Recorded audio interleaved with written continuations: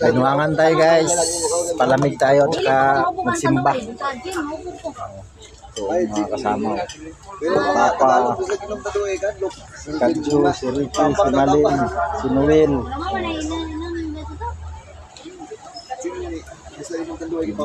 I-share niyo guys para maka 1 million views tayo. Kaya mabahinan ta mo sa akong sweldo. Ayaw magbas-bas diha.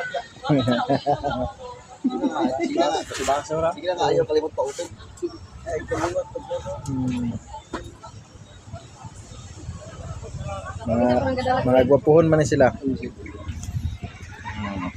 May dire simbahan guys. Yan oh, binuangan. Binuangan tayo dahil mahiwaga yung simbahan na ito guys. Kung kayo ay may kunting karamdaman sa katawan, magsimba lang kayo dito, tapos maligo.